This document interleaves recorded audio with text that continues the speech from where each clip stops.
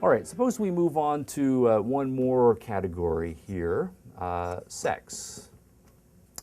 And we think through this area here. Again, how will we as egoists approach the issue of sexuality if we are predators or if we are altruists? What will we think about sexuality as a value? How important should it be to ourselves? And what sorts of sexual strategies or sexual conducts or behaviors will we engage in if we think it is a value or disvalue to whatever extent?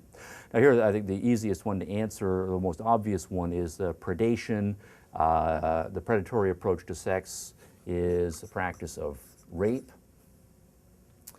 The predator or the rapist is interested in the benefit of sexual pleasure or perhaps the benefit of exercising power over another person, but necessarily that involves a loss, right, for the other person as well. I think in the case of egoism, romantic sexual encounters are a clear exemplar here. There for both parties. They're interested in their own sexual pleasure. They're interested in the emotional fulfillment and visibility and other psychological values that can come from sexuality.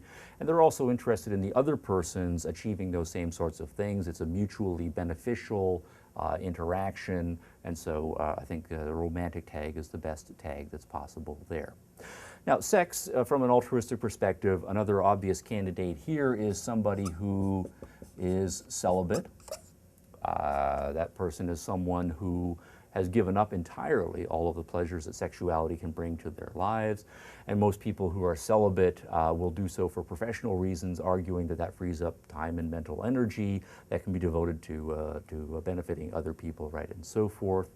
It's, I think, a little more complicated in the case of altruism. I think there are cases where one can engage in sexual behavior on a fairly regular basis and still be altruistic.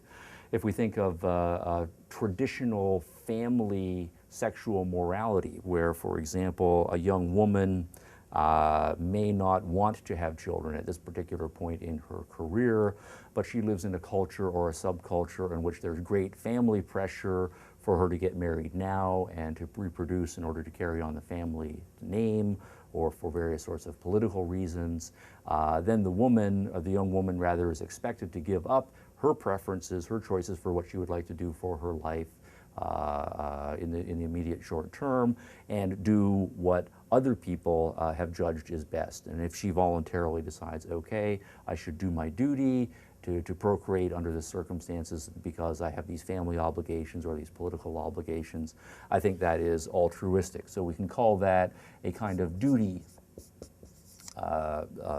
sex, and that is perhaps less common, at least in the Western world now, than it once was traditionally.